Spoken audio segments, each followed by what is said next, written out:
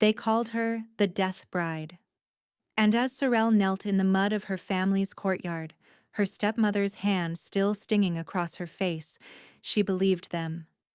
The black crescent scar on her neck, the mark that had killed her mother, the curse that promised to destroy any mate foolish enough to bond with her, burned like a brand of shame. No one would ever want her. No one would ever save her. She was wrong. From the shadows of the colonnade, Alpha King Corvin of Valdron watched. He'd come to negotiate a treaty with her father's house, slipping away from the tedious formalities to clear his mind. He hadn't expected to witness a young woman being beaten by her own family. He hadn't expected the strange pull in his chest, a sensation he shouldn't be able to feel at all. Corvin hadn't felt anything in 15 years. The curse that bound his bloodline had stolen all physical sensation from his body. No warmth, no cold, no pleasure, no pain, nothing. Until her. When he stepped out of the shadows, everything changed. He claimed her before the entire household, demanded her as part of the treaty, and took her back to Valdron as his bride. But he made one thing absolutely clear from the start. "I will never love you," he told her. "This is an arrangement, nothing more." She accepted. After all, what did a death bride have to lose? Neither of them understood how impossible his vow would be. The courtyard behind Thornwood Manor was supposed to be empty. That was why Matilda had chosen it. Sorrel's knees hit the cobblestones hard enough to bruise as her stepmother's palm connected with her cheek for the third time. The crack echoed off the stone walls, followed by the cruel laugh of her stepsister Cassia. "Look at her," Cassia sneered, circling like a vulture. "The death bride, groveling in the dirt where she belongs." Sorrel kept her head down, copper hair falling around her face. She'd learned long ago that fighting back only made it worse. "You've embarrassed this family for the last time." Matilda's voice dripped with venom. "The Alpha King himself is here for treaty negotiations, and you dare show your face at dinner, with that mark on display." Sorrel's hand went instinctively to her neck, to the black crescent moon scar curving below her jaw. The death mark. The curse her mother had carried before her. "I wore the high collar," Sorrel whispered. "I covered it." Not well enough. Matilda grabbed her hair and yanked her head back. Lady Vernal saw it. She asked questions. "Do you understand what that could do to Cassia's prospects?" "I'm sorry." "Sorry doesn't undo the damage." Matilda shoved her, sending Sorrel sprawling. "You're a stain on this house, a reminder of your father's shameful first marriage." "My mother wasn't," Sorrel started, but Cassia's foot caught her ribs, driving the air from her lungs. "Don't speak of her," Cassia hissed. "She was a death-marked Omega who killed herself rather than murder her mate." It wasn't true. Her mother had died of fever. But the rumors had spread anyway, poisoned by Matilda's whispers. "Perhaps," Matilda said slowly, "it's time we considered more permanent solutions. Once the Alpha King leaves tomorrow, there will be no witnesses to whatever unfortunate accident might befall you." Sorrel's blood went cold. "No one would question it," Cassia added. "The death bride, finally claimed by her own curse." "Please," Sorrel whispered. "I'll leave. You'll never see me again." "And risk you returning to claim your inheritance?" Matilda shook her head. "This ends tonight." She raised her hand again. It never fell. "I wouldn't." The voice cut through the courtyard like a blade, deep, cold, carrying an authority that made Matilda freeze mid-swing. Sorrel's eyes flew to the colonnade, where a figure emerged from the shadows. Tall, powerfully built, dressed in black, that absorbed the torchlight. The Alpha King of Valdron.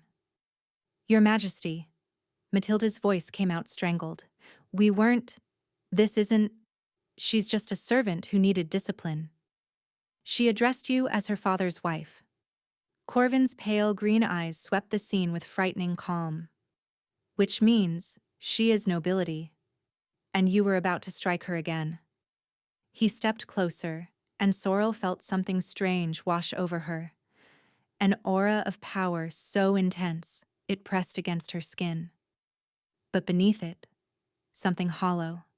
His gaze dropped to her, kneeling in the mud. "What is your name?" he asked. "Sorrel, your majesty. Sorrel of House Thornwood." His eyes moved to her neck, to the death mark. Something shifted in his expression, not disgust, not pity. Something she couldn't name. "The Death Bride," he said quietly. Sorrel flinched. "Yes, that's what they call me." Corvin studied her for a long moment. Then he turned to Matilda, his voice lethal. I came to negotiate a treaty with Lord Phelan. I've decided on new terms." Matilda blinked. "Your Majesty? I'll take her." He nodded toward Sorrel. "As my bride." The courtyard went deathly silent. "What?" Cassia shrieked. "You can't. She's cursed. She'll kill you." "Perhaps." Corvin extended his hand toward Sorrel. "But that's my concern, not yours." Sorrel stared at his outstretched hand. This was madness. No one wanted her. "Why?" she breathed. His eyes met hers, cold and fathomless. "Because no one should kneel in the dirt while their family decides how to murder them." It wasn't a declaration of love. It wasn't even kindness. But it was more than anyone had ever offered her. Sorrel took his hand. The carriage ride to Valdron took 3 days.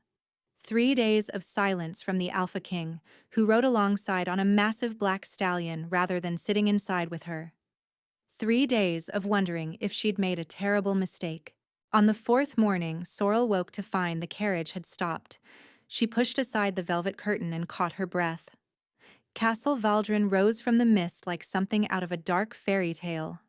Black stone towers pierced a gray sky, ancient and imposing and utterly beautiful. A guard opened the door.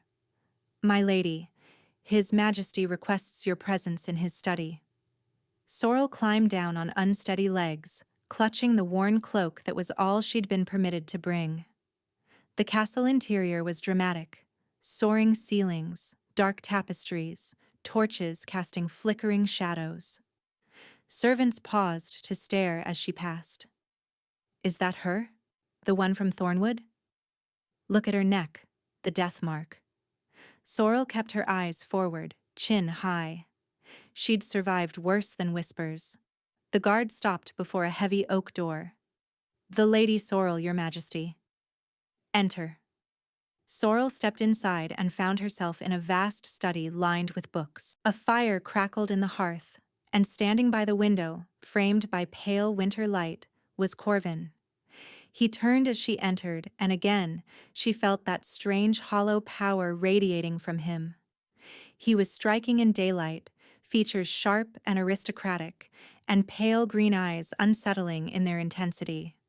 But something was wrong. He stood too still. His expression revealed nothing. Even his scent was muted. "Close the door," he said. She did, hands trembling. "You're afraid of me," Corvin observed. "Should I be?" The ghost of something, surprise, crossed his face. "Most people are. Most people haven't been promised to death since birth." Sorrel met his gaze. "I learned to fear other things." Corvin studied her, then gestured to a chair near the fire. "Sit. We need to discuss terms." "Terms?" "Of our arrangement." He remained standing. "I need to make certain things clear." Sorrel's stomach nodded. "Here it comes," she thought. "I chose you for specific reasons," he continued, "none of them romantic. I need a wife for political purposes, an alliance, an heir. You need protection from a family planning to kill you. This arrangement serves us both." "I understand," Sorrel said carefully. "I'm not finished." His voice remained flat. "First, I will provide everything you need: clothing, servants, comfort, safety." "Thank you." "Second," he cut her off, "I will never love you." The words hung stark and brutal. "This will be a marriage in name only," Corvin continued. We will share a bed when necessary to produce heirs. Otherwise, you will have your own chambers, your own life. I will be your husband in title, but nothing more." Sorrel searched his face for cruelty and found only emptiness. "Why?" she asked quietly. His jaw tightened.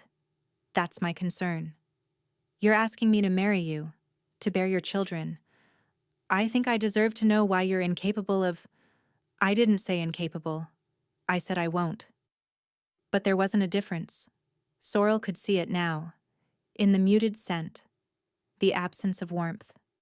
Something was fundamentally wrong with the Alpha King. "You're hiding something," she said. "Everyone hides something." His gaze dropped to her neck. "You would know that better than most." "Will you agree to my terms?" Corvin asked. "Or would you prefer I return you to Thornwood? Return to Matilda. Return to Cassia. Return to the family that had promised to make her death look like an accident." "I accept your terms, Your Majesty." Sorrel curtsied. "When is the wedding?" "Tomorrow." She blinked. "Tomorrow? The sooner it's done, the sooner you're legally protected." Sorrel walked toward the door, then paused. "Your Majesty? You stepped out of the shadows when you didn't have to. Whatever you're hiding, thank you. For that, at least." Corvin didn't turn around, but she saw his reflection in the window glass, and for just a moment, his expression cracked. Something raw surfaced before he buried it again. "Don't thank me yet," he said quietly. The wedding took place at sunset in Valdron's great hall. Sorrel barely remembered the ceremony afterward. She remembered the weight of the gown, deep green velvet. She remembered hundreds of faces staring, whispering about the death mark visible above her collar. She remembered Corvin at the altar in black, beautiful and remote as marble. And she remembered his voice, flat and formal, speaking the vows. "I claim you as mine, my wife, my queen, my mate." When she repeated them back, she felt the ghost of something stir in her chest. Not the snap of a true mate bond. Something smaller. Something waiting. The priest pronounced them wed. "You may mark your bride, Your Majesty." The crowd leaned forward, but Corvin merely lifted Sorrel's gloved hand and pressed his lips to her knuckles, cold and controlled. The crowd murmured in confusion. "Your Majesty," the priest began, "the marking will be conducted privately." Corvin's tone left no room for argument. He led her out of the great hall to a sitting room with a fire already burning. "Your chambers," he said, releasing her hand. "My rooms are in the east wing." He was leaving, already leaving, on their wedding night. "Wait." The word escaped before she could stop it. Corvin paused. "You didn't mark me," Sorrel said. "In front of everyone. They'll say the marriage isn't real. They'll say many things. Does that bother you? I don't understand. You need this alliance legitimate. Why wouldn't you—" "The marking bite requires contact with skin." His wintry stare found the death mark. "Your skin. I assumed you wouldn't want me near that particular area." The breath caught in Sorrel's throat. He was protecting her. Her modesty. Her secret. Her shame. "Thank you," she whispered. "Stop thanking me." He said it almost harshly. "I'm being practical, not kind." But he wasn't. He could have demanded she bare her neck before the entire court. Instead, he'd kissed her hand and walked away. "The marking," she said quietly. "We'll need to complete it eventually. When you're ready, not before." "And if I'm never ready?" Something crossed his face. Pain, resignation, gone quickly. "Then we'll find another way," he said. "Good night, Sorrel." The door closed behind him. A knock made her jump. "Come in," she called, expecting a servant. The woman who entered was perhaps 50, with steel gray hair and sharp eyes. She wore formal robes of a court advisor. "Your Majesty, I am Helene, His Majesty's primary counselor." "Please, come in." Helene didn't sit. She moved closer, gaze fixed on Sorrel's neck. You're the death-marked girl from Thornwood. Do you know why His Majesty chose you? He said he needed an alliance, an heir. Helene laughed bitterly. He could have had any princess for that. Then why? The counselor stepped closer. Because he's dying, child, and he thinks you can't make it worse. The words hit like a physical blow. What? The Alpha King suffers from an affliction no healer can cure. Helene's eyes were hard but not cruel. He cannot feel anything. Touch, temperature, pain, pleasure. His body registers nothing. He's been hollow since he was 12 years old. Pieces clicked into place. The muted scent, the careful distance. Why are you telling me this? Because you need to understand what you've married into. Helene moved toward the door. He chose you because he believes you're safe, a death-marked bride for a hollow king. Neither of you can hurt the other. But don't try to fix him. Don't try to love him. He's incapable of feeling it, and you'll only destroy yourself. The door closed. Sorrel sank onto the bed. 2 curses, 2 broken people, 1 impossible marriage. But beneath the fear, something else stirred. A tiny, defiant spark. If everyone had already given up on him, maybe that was exactly why she shouldn't. Sorrel didn't see Corvin for 3 days after the wedding. She explored the castle, learning its corridors and alcoves. The servants were polite but distant, watching her with wariness. On the 4th night, a knock came at her chamber door. Corvin stood in the corridor, dressed simply in a white shirt and dark trousers. Without formal attire, he looked younger, more vulnerable. May I come in? Her pulse quickened. Of course. He entered and stood by the fireplace, keeping distance between them. We need to discuss the heir situation, he said. I've put it off long enough. Sorrel's mouth went dry. She'd known this was coming. I understand. I want you to understand what it will be like. With me. He was quiet for a moment. I cannot feel physical sensation. Any of it. When I touch something, he pressed his palm against the stone mantel. I perceive pressure, but I don't feel texture, temperature, nothing. What happened to you? She whispered. That's not relevant. It is to me. Something surfaced in his gaze. No one had asked before. A curse, he said finally. Placed on me when I was young. When we lie together, I won't be able to feel you. Not truly. Any pleasure will be entirely one-sided. The clinical description made Sorrel's chest ache. That sounds lonely, she said softly. His expression shuddered. It's practical. But she was watching him closely, the tension in his shoulders, his hands curled into fists. He was bracing himself. All right, she said. He blinked. All right? I accept. But I have one condition. Wariness crept into his features. What condition? You stay afterward, at least until I fall asleep. Confusion crossed his face. Why? I just told you I can't. I'm not asking you to feel anything. I'm asking you to be present. Corvin stared at her as if she'd spoken a foreign language. Very well, he said at last. He extinguished the candles until only firelight remained. Then he approached, movements careful. The mark, he said quietly. Will you let me see it? No one had ever asked to see it. They'd only recoiled. Slowly, she tilted her head, exposing the black crescent. May I? His fingers hovered near her skin. She nodded. His fingertips brushed the mark, and he went utterly still. What is it? Sorrel asked, alarmed. His voice came out breathless. I felt that? What? Your skin. The mark. He pressed his palm fully against her neck, eyes widening. I can feel the heat of you. Sorrel, I can feel this. Her pulse raced.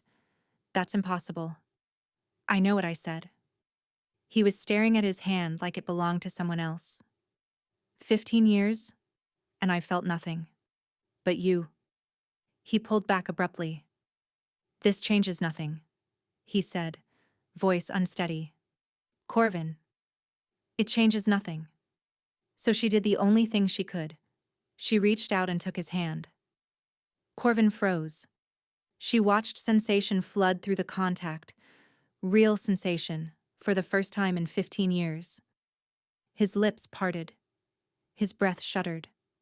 Stay, she said simply. Whatever this is, we'll figure it out together. He didn't answer, but he didn't pull away either. The nights that followed rewrote everything Corvin thought he knew about himself. He came to Sorrel's chambers each evening, telling himself it was duty. But every time her skin touched his, sensation crashed through him. Heat, texture, pleasure. Gods above, the pleasure. He'd forgotten what it felt like to want something, to crave someone's touch so desperately that distance became its own kind of pain. He didn't understand it. Neither did the healers he'd consulted in secret. The curse remained unchanged, yet her skin against his unlocked something sealed away for 15 years. You're thinking too loudly, Sorrel murmured one night, her head resting on his chest. He'd started staying longer, first until she fell asleep, then until midnight, then until dawn. I'm trying to understand, he admitted. Why you? Why your touch? Sorrel was quiet. Maybe two broken things cancel each other out. Does it frighten you? She asked. That you can feel again? Corvin considered the question. 15 years of nothing.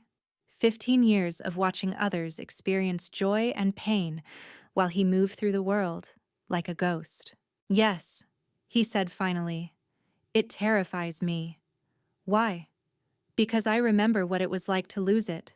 The curse didn't take my sensation gradually. It happened between one heartbeat and the next. One moment I could feel my mother's hand. The next, nothing. I'm sorry, she whispered. It was long ago. But his arm tightened around her. Corvin? What if I could help? My mother studied old magics. She left journals. No. The word came out sharp. The last person who tried to break it died. Sorrel went still. Who? My mother. She sought the witch who cast it, begged her to lift it. When she threatened her, he trailed off. She killed her? She made it worse. Tied the curse deeper. Now any child I father will carry it too. Horror dawned in Sorrel's eyes. The heir. If we have a child, they'll be cursed. Yes. His jaw tightened. You should have been told before the wedding. Why didn't you tell me? Because I was a coward. His forehead dropped to hers. I'm sorry. We can't have a child, Sorrel whispered. Not if it means condemning them. I know. Silence pressed down on them. There has to be another way, Sorrel said finally. A way to break it. There isn't. You don't know that. Her voice strengthened. You've accepted it. But I haven't. And I won't. Corvin pulled back to look at her. In the firelight, her copper hair glowed like embers, and her eyes held fierce determination. Why do you care? He asked. This was supposed to be an arrangement. Sorrel's hand came up to rest over his heart. Because you stepped out of the shadows. Because you saved me. Because for the first time, someone chose me. And I refused to let you suffer alone. Corvin couldn't speak. No one had ever fought for him, not since his mother died trying. She kissed him before he could respond. And for the first time, Corvin kissed her back not because of duty. He kissed her because he wanted to. 3 months passed like water through cupped hands. Sorrel had never been happier. The castle became a home. The servants warmed to her.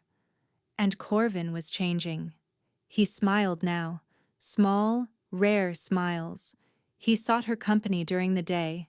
They walked in the gardens, dined together, debated until the candles burned low. And every night, he came to her chambers. His condition remained unchanged with everyone else.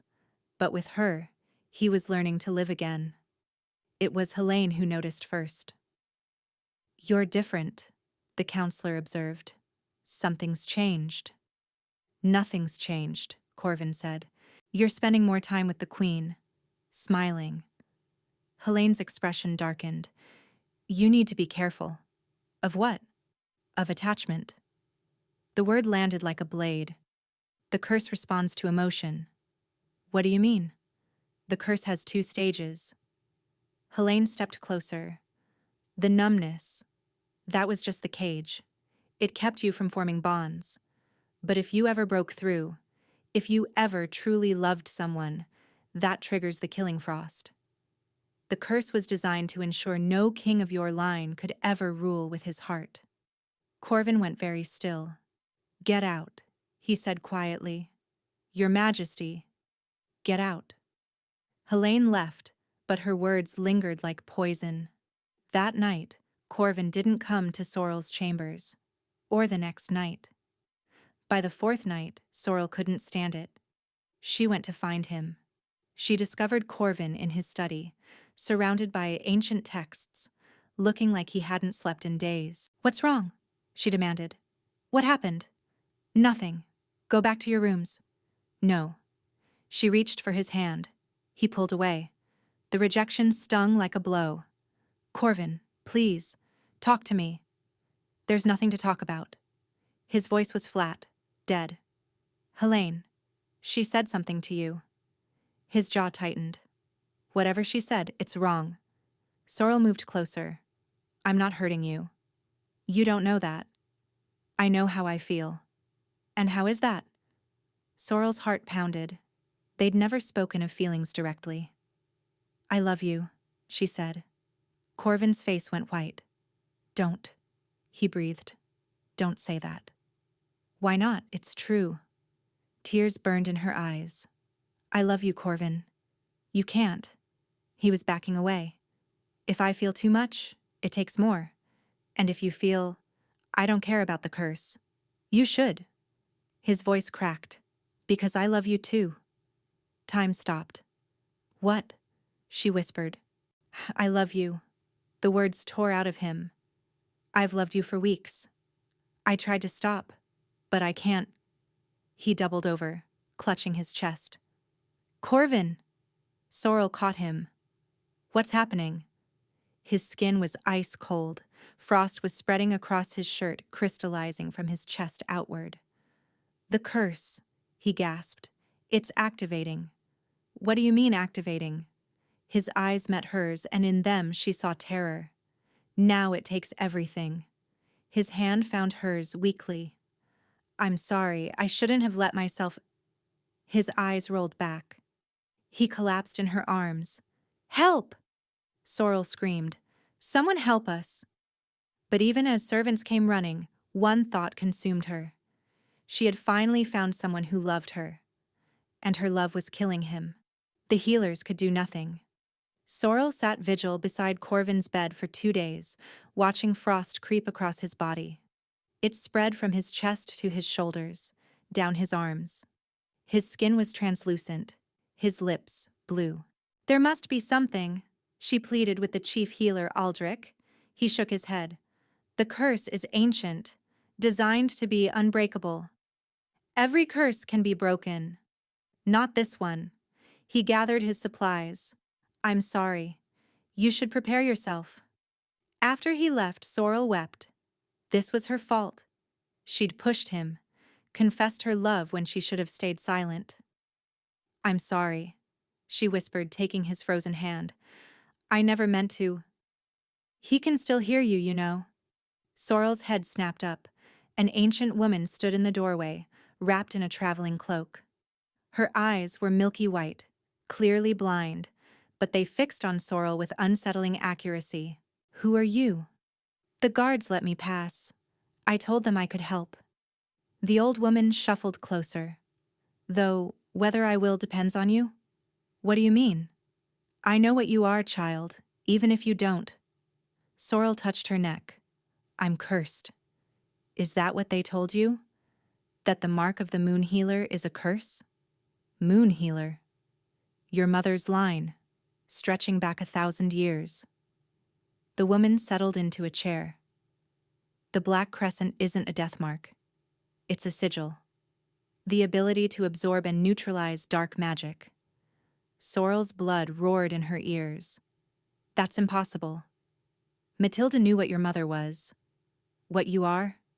She spread the death curse rumors to isolate you, to ensure no one would bond with you and awaken your abilities. Why? Because she was afraid you'd discover the truth, that you carry enough power to break any curse ever cast. Sorrel stared at Corvin, frost consuming him. Even if it's true, I don't know how to use this power. Then stop hiding. The old woman rose. The curse binding him was cast by my sister. I cannot undo her work. Blood magic prevents me. But you can. How? Place your mark against his heart. Open yourself completely. Let the sigil drink the darkness from his blood. The woman's expression softened. It will hurt. More than anything you've felt. But if your love is strong enough, it is. The old woman nodded and disappeared. Sorrel turned to Corvin. His breathing had grown weaker. The frost had reached his throat. I need you to hold on, she whispered, climbing onto the bed. Just a little longer. She pressed her lips to his frozen forehead. Then she tilted her head and pressed her mark directly against his heart. The world exploded into pain. It was like being burned and frozen simultaneously. The curse fought her with everything it had. Dark magic clawed at her mind, showing her visions of death, trying to convince her she wasn't strong enough. The death bride, finally claimed by her own curse. But Sorrel held on. She thought of Corvin stepping out of the shadows, his hand extended toward her in that muddy courtyard. Every kindness he'd shown when he thought no one was watching. She thought of his laugh, his smile, the wonder in his eyes when he'd felt her touch for the first time. She thought of him saying, "I love you," like it was being torn from his chest. And she pulled. The curse screamed. Sorrel screamed with it. Black tendrils of magic poured from Corvin's body into hers. The death mark on her neck burned, glowing silver white. "You cannot have him," she gasped. "He's mine." The curse surged harder, but Sorrel was the daughter of Aneth Thornwood, the granddaughter of moon healers, and she was done hiding. "I said he's mine." The mark blazed, and the curse shattered. Sorrel collapsed beside Corvin, body shaking, vision swimming, but beneath her cheek, she felt something. Warmth. "Sorrel?" The voice was hoarse but unmistakably his. She forced her eyes open. Corvin was staring at her, frost melting, color returning. "You're alive," she breathed. "You saved me." Wonder filled his voice. "How?" "Later. Rest now." His arms came around her, and for the first time his embrace held warmth.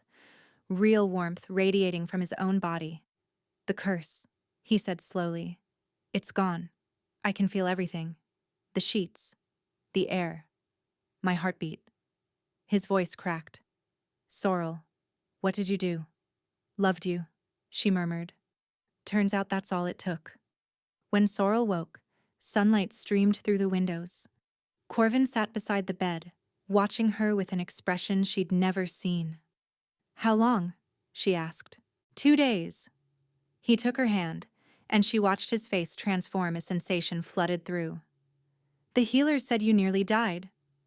"Stubbornness," she said weakly. "Family trait." Corvin laughed, a real laugh, full and warm. "The old woman," Sorrel remembered. "Did she?" "Gone. But she left something." He withdrew a folded letter. "The truth." Sorrel unfolded it with trembling hands. "To the new Queen of Valdron. You have broken what my sister created. The truth you deserve. The curse was commissioned 40 years ago by Lord Edric Valdron, Corvin's own grandfather.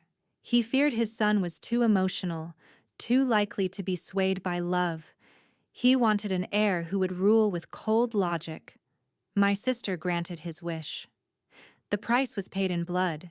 His wife's blood. though he told everyone she died of fever. You have proven love is stronger than any magic. Marin. Silence hung heavy. My grandfather, Corvin said quietly. My own grandfather did this. Killed my grandmother. Cursed his bloodline. I'm sorry. Don't be. He pressed her hand to his cheek. He's long dead. His cruelty died with him. And thanks to you, the curse dies too. Our children? Sorrel's eyes widened. Will they? No. Corvin's smile was radiant. When you broke the curse, you broke it completely. Any children we have will be free. Relief flooded through her so intensely she burst into tears. Corvin gathered her close, both crying and laughing. I love you, he said. I can finally say it without fear. I love you too. She pulled back to look at him. What happens now? Now? He kissed her softly. Now we live. 6 months later, Queen Sorrel of Valdron watched her husband address the assembled nobles. How things had changed. The castle that had whispered about her death mark now celebrated her as the queen who broke the ancient curse. And Corvin stood before his people not as the cold king they remembered, but as a man transformed. He smiled freely, laughed easily, touched her constantly, marveling at sensations others took for granted. The treaty with the Eastern Territories is finalized, Corvin announced, thanks to my queen's diplomatic efforts. Applause rippled through the hall. 6 months ago, he continued, I brought a woman here expecting nothing but a political arrangement. I told her I would never love her. His eyes found hers. I have never been more wrong. The hall erupted in cheers. Later, they walked through the gardens. Autumn had painted the leaves gold and crimson. I received a letter today, Sorrel said. From Thornwood. Matilda is dead. Fever.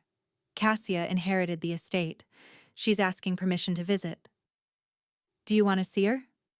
Sorrel considered. Cassia had been cruel for years, but she'd been a child raised on poison. Maybe someday. Not yet. Corvin nodded. I have news as well. He stopped beneath an ancient oak. The healers confirmed it this morning. Sorrel, you're pregnant. The world went still. Pregnant? She breathed. Certain. His hands cupped her face.